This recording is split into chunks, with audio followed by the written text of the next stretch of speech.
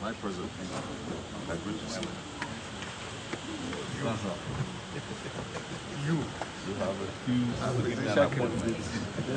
Please quickly call the appeal.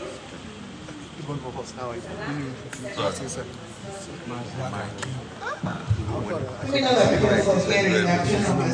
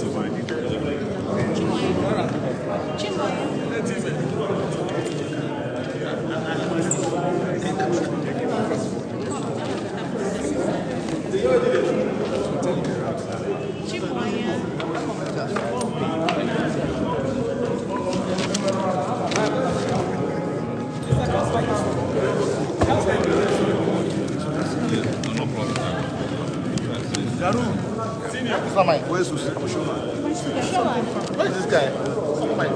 I gave you this thing now. Do you know I'm wearing a dress?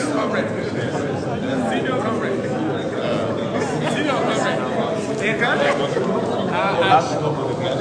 The president was coming to so he will not shoot up the stage. He's just wasting his time.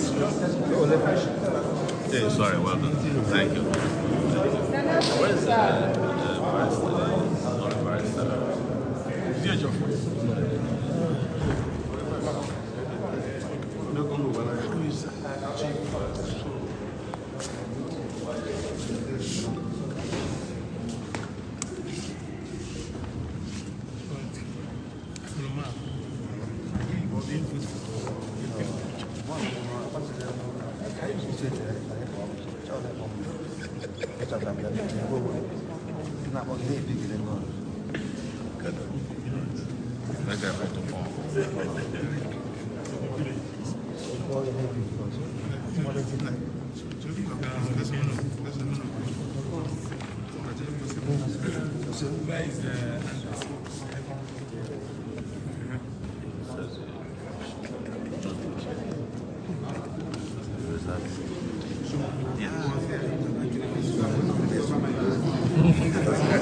I know.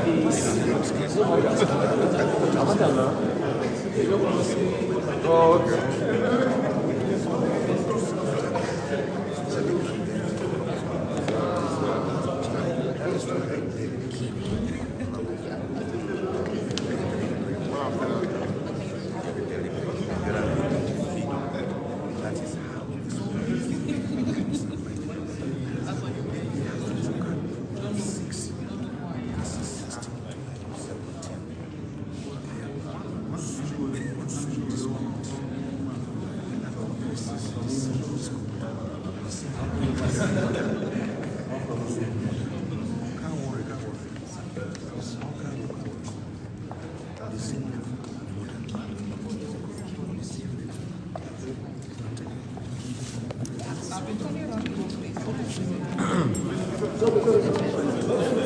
Hey, not be here. This one, boy, this or you go enter. You go enter. No say no concern. What kind of talk is that? First the camera. Put your space.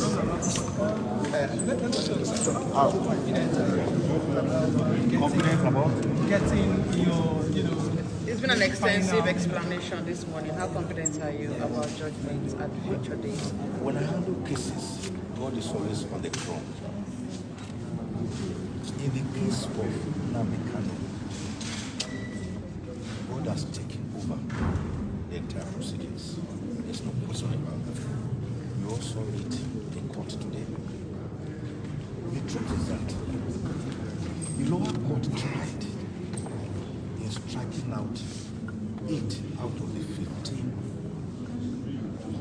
amended count charges.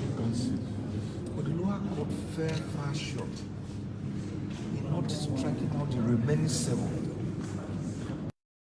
counts. And watering prima facie, they are dead on arrival, and they were dead on arrival, as I termed them, as dead as Dodo. But instead of the lower court striking out the entire 15 count charge and allowing Nnamdi Kanu to go home a free man after the long walk, like Nelson Mandela, long walk to freedom, the lower court retained 7 of the counts. And we are here to say, intermediate court, court of appeal, strike out this remaining 7 counts, because the lower court never calmly looked at the documentary evidence we placed before it.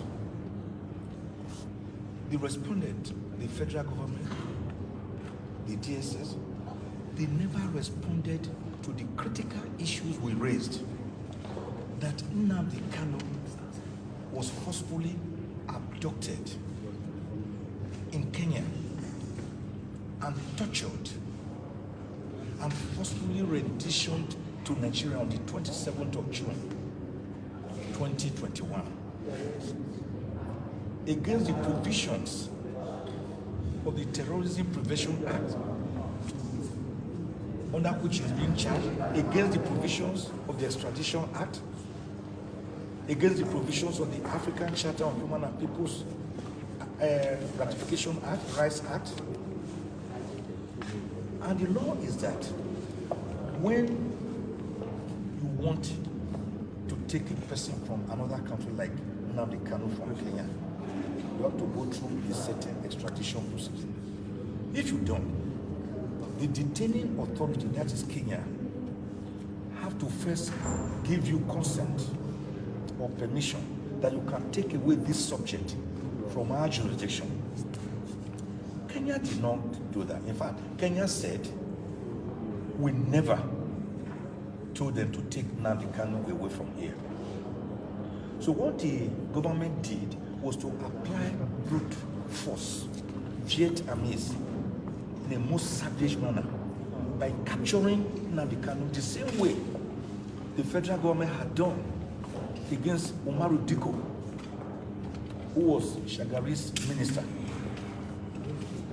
And we have cited several cases before the court in other jurisdictions to show that a person you have brought in forcefully cannot stand trial on counts that were existing before you brought him back, which did not amount to the offense you are now saying he has committed. And by the way, the Federal High Court Act, the Administration of Criminal Justice Act, and Supreme Court and Court of Appeal decisions say when you are charging a person for a criminal offense, you must state with particulars the place where he allegedly committed the offense, the time, the venue. But in this case, all the remaining 7 counts, they are saying, 6 of them, that Nnamdi Kanu made certain broadcasts. Broadcasts from where? From the spirit world, you did not tell us. From Ghostland, you did not tell us. And you know what they did?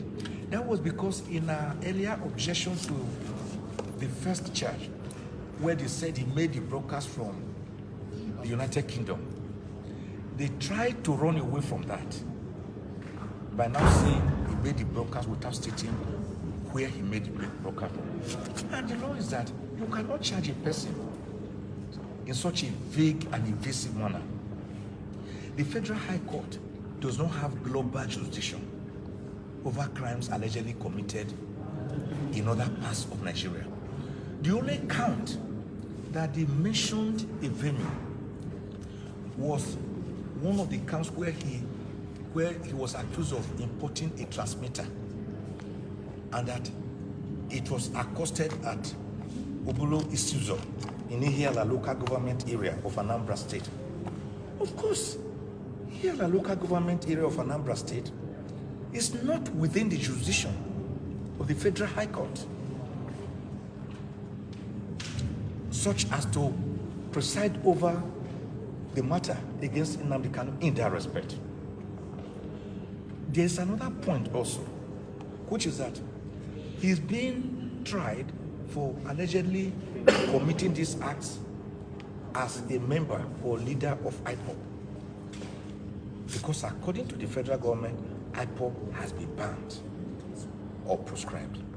Meanwhile, we have since filed an appeal against this proscription, and the appeal is pending, is extant before the same court, at the Court of Appeal.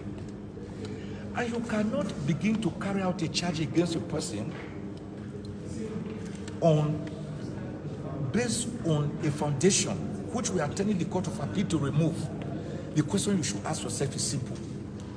Were Nnamdi Kanu to, and the Court of Appeal later finds out or discovers that unlawfully and wrongfully proscribed. What do you do about that? So we are saying they should, the law is that they should wait. What are the doctrine of this pendant? They should wait first for this court to determine the prescription of IPOB, whether it was lawful or illegal. And they are jumping the gun. So all in all, Nnamdi Kanu has no case against him at all. He's being kept in detention by the same DSS who investigated him, the same DSS who arrested him, the same DSS is detaining him, the same DSS is still keeping him in custody, the same DSS through the federal government is also prosecuting him. So where is the justice when you are the investigator, the arrestor, the accuser, and the prosecutor? Where is the justice? Justice is not only for the government, it's also for citizens like Nnamdi Kanu. Nnamdi Kanu has not done anything wrong, and we have been able to demonstrate now, as we did before the lower court, that Nnamdi Kanu never jumped bail. You jump, you escape from trial. But we all saw that on the 16th of September 2017, Nnamdi Kanu was with his late father, Ejiofor Kanu, in his ancestral home at Umuahia, Afarau, Ibeku, Umuahia, Abia State, when the federal government, using the army through Operation Python, invaded the home and killed in cold blood 28 unarmed Nigerians. Nnamdi Kanu managed to escape by providence. No. Are you saying that he should have waited for you to kill him when every evidence pointed to the fact that he was to be eliminated? And when he escaped to Israel, he quickly deposed on affidavit, giving circumstances under which he came.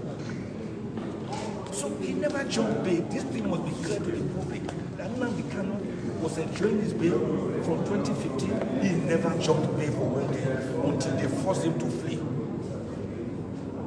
So by the grace of God, this is a case where the justice of the matter points in the direction that the remaining 7 counts charged still pending against Nnamdi Kanu before the lower court, Joseph Ejiofor, will be struck out by this court of appeal. And Nnamdi Kanu, after the long walk, into freedom and will become a free man. And by the way, it is even advisable that he walks into freedom, because as we speak today, I read the entire Southeast is in a lockdown. Nnamdi Kanu has therefore become a metaphor for the struggle of a people, the indigo race, who are saying, according to them, under their name of Biafra, give us self-determination. Self-determination is allowed by all international conventions, even by the United Nations Declaration of Human Rights and United Nations Convention, all the various conventions. Self-determination is allowed. And he's saying, let the people, and he never did that violently. We all saw that IPOB people were always on the street marching, blowing whistle, wearing beret. They never killed anybody until the government used violence. Today, for example, still want that. The judiciary wants that. Let us all do this amity. Because this country is one and it belongs to all of us. So I believe by the grace of God that Nnamdi Kanu is safe. Thank you, sir.